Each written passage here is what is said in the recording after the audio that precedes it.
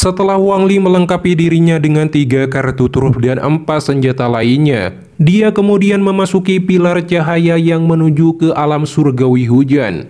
Wang Li dan kultivator lainnya akhirnya sampai di depan gerbang raksasa yang di tengahnya ada jejak telapak tangan raksasa.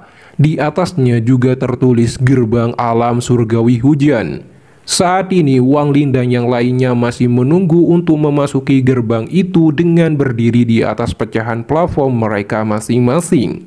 Tapi kali ini, alam surgawi hujan tidak hanya orang-orang dari bintang Zuzaku, tetapi juga para kultivator dari wilayah bintang lainnya juga diteleportasi ke sini. Namun, pecahan plafon batu itu terbatas, sehingga beberapa orang ingin menindas orang lain dan merebut tempat mereka. Pada saat ini, seorang pemuda belum kebagian plafon, jadi dia mencari untuk merebut tempat dan mendarat di plafon seorang wanita tua. Tapi wanita tua itu langsung memberikan tatapan dingin dan bahkan mengambil tindakan untuk membunuh pemuda itu. Jadi pemuda itu akhirnya memilih pergi. Dia akhirnya tiba di plafon seorang pemuda dari klan iblis raksasa dan dengan dingin berkata, "Minggir." Pemuda dari klan iblis raksasa tiba-tiba merubah tubuhnya menjadi raksasa dan berkata, "Tidak ada ruang." Pemuda itu langsung lari ketakutan. Dia menuju plafon Red Butterfly, tetapi saat Red Butterfly membuka matanya, paku-paku es tajam yang tak terhitung jumlahnya tumbuh di tanah dengan cepat mengelilingi leher pemuda itu hingga dia lari ketakutan. Kemudian dia memilih untuk pergi ke plafon Wang Li karena terlihat seperti orang yang lemah. Pemuda itu berkata dengan dingin pada Wang Li, "Rekan kultivator, tolong tinggalkan plafon ini dan temukan yang lainnya." Wang Li melambaikan tangannya dan kata guntur keluar. Dia langsung memberikan serangan bola petir pada pemuda itu. Melihat serangan ini, pemuda itu dengan cepat mundur ketika tangannya membentuk segel dan roda yin dan yang muncul. Bola petir akhirnya menabrak roda dan berhasil dipantulkan kembali. Tapi pemuda itu langsung batuk darah. Kata guntur membuka mulutnya dan menelan bola petir yang melesat kembali. Sementara pemuda itu segera lari ketakutan. Dia sudah tidak berani merebut plafon orang lain lagi dan memilih duduk di udara saja. Tindakan Wang Li secara alami menarik perhatian orang lain, seperti Red Butterfly yang merasakan keakraban, dan pemuda dari klan iblis raksasa yang ingin bertarung dengan Wang Li setelah melihat kekuatannya. Kemudian gerbang alam surgawi hujan terbuka dan semua orang masuk ke dalam satu persatu dan Wang Li adalah orang terakhir. Saat Wang Li memasuki tempat alam surgawi hujan, dia berdiri di atas tebing yang curam dan dikelilingi rumput mati. Wang Li melihat tidak ada tanda kehidupan, tapi dia melihat reruntuhan istana yang megah dari kejauhan.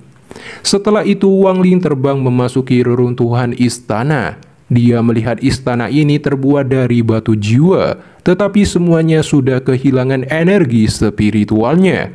Wang Li menghela nafas. Jadi ini alam surgawi hujan.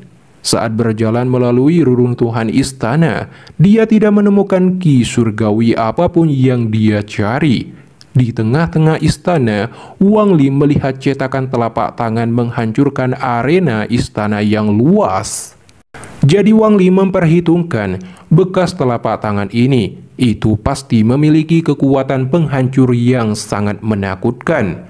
Wang Li menyentuh bekas telapak tangan itu. Tiba-tiba aura kematian yang kuat keluar dan memasuki tubuh Wang Li melalui lengannya.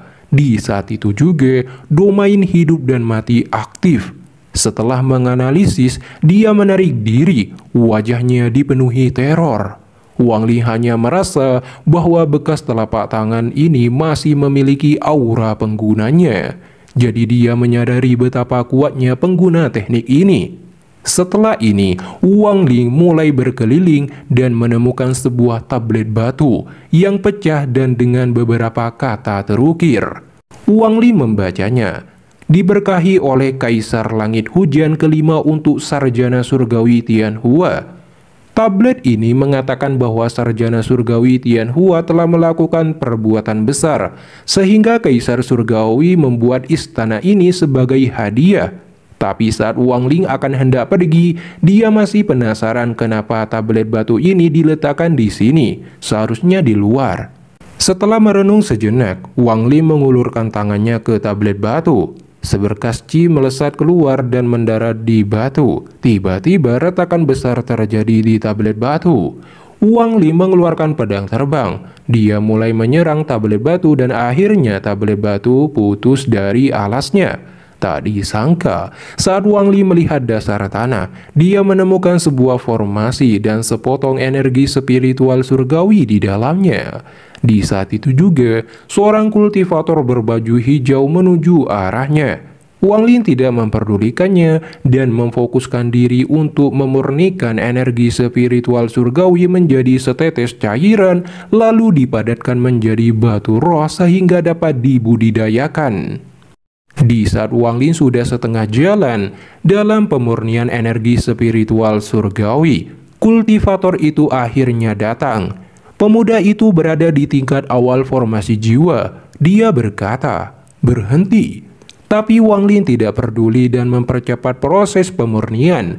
Melihat Wang Ling mengabaikannya, pemuda itu berteriak dengan marah. "Daerah ini ditemukan oleh sakte pedangku 3000 tahun yang lalu. Jika kamu tidak berhenti sekarang, sakte pedangku akan datang untukmu."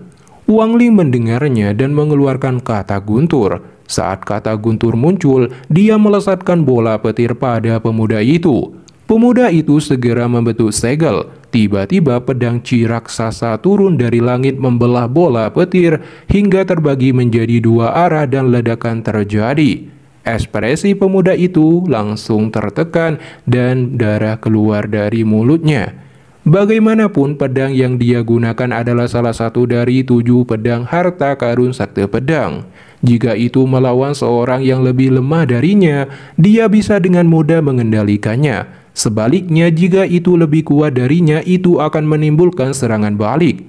Dengan bantuan kata guntur, Wang Ling akhirnya selesai memurnikan energi spiritual surgawi menjadi batu roh. Sekarang ada kristal ungu di tangannya, lalu dimasukkan dalam tas dan menghancurkan formasi pengumpulan energi spiritual surgawi di tablet batu. Setelah itu, Wang Ling dengan dingin melihat pemuda itu. Karena dia sudah menyinggung sakte pedang dengan mengambil energi spiritual surgawi mereka, dia harus menghabisi orang ini. Pemuda itu menatap Wang Ling. Dia menggerakkan seluruh kekuatannya untuk membentuk pedang Qi yang 2 kali lebih kuat dan besar dari sebelumnya. Saat pedang Qi menyerang, Wang Ling mengeluarkan jiwa-jiwa pengembara. Mereka menyerang maju dan bertabrakan dengan pedang Qi. Pada saat yang sama, kata guntur mengeluarkan bola petir sedikit lebih besar. Dengan 2 serangan ini, pedang Qi secara bertahap mulai melemah, lalu dihancurkan oleh Wang Ling dengan melepaskan beberapa batasan. Melihat situasinya sudah kritis, pemuda itu berusaha secepat mungkin melarikan diri melalui formasi teleportasi.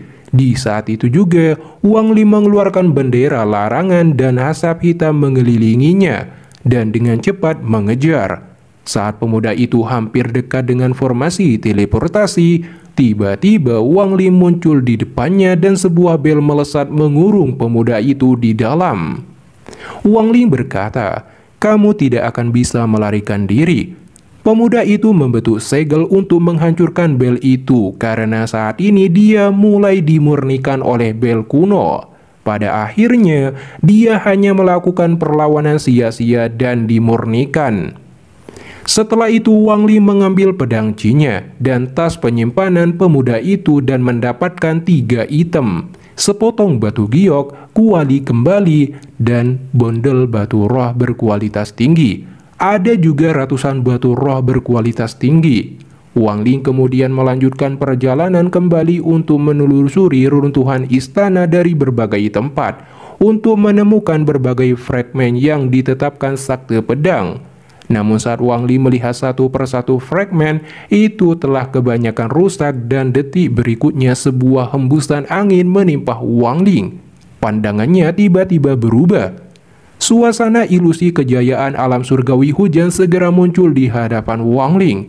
Wang Ling tidak hanya melihat wanita yang sangat cantik, tetapi juga berbagai kultivator alam surgawi hujan juga mengadakan jamuan besar dan pertemuan abadi yang tak terhitung jumlahnya. Selain itu, tampilan istananya sangat megah. Di sana juga ada 4 pilar giok naga melingkar. Di belakangnya terdapat pohon putih raksasa dengan dedaunan emas dan roda bundar yang sangat mempesona dan bersinar dengan cahaya keemasan tebal. Ada awan dan kabut di bawah dan ada banyak bangunan. Ini sangat menakjubkan. Detik berikutnya, Wang Ling melihat langit menjadi gelap. Dia sungguh tidak menyangka akan melihat sebuah tangan raksasa jatuh dari langit. 2 orang kultivator dari alam surgawi hujan mengambil tindakan. 2 pedang chi raksasa melesat dan bertabrakan, menciptakan retakan ruang besar. Tapi itu belum cukup dan mereka berdua berakhir mengenaskan. Setelah itu, serangan telapak tangan raksasa itu menghancurkan semua makhluk abadi dan istana surgawi juga hancur berkeping-keping. Dapat dikatakan bahwa seluruh alam surgawi hancur oleh satu telapak tangan ini. Hal ini juga membuat Wang Ling menyadari bahwa ada langit di atas langit dan sebuah gunung tinggi masih ada gunung yang lebih tinggi. Namun setelah mengalami ilusi ini, tiba-tiba sebuah serangan melesat ke arah Wang Ling. Dengan indera ilahinya, Wang Ling segera mengeluarkan kata guntur dan mengeluarkan bola petir untuk memblokir serangan tersebut. Wang Ling tidak menyangka akan bertemu Red Butterfly di sini. Ekspresi Red Butterfly dingin ketika dia menatap Wang Ling dan berkata, "Kamu memang mengenalku, bicaralah siapa kamu." Ekspresi Wang Ling tetap tenang saat dia berkata, "Siapa yang tidak tahu kejeniusan negara bulan salju?"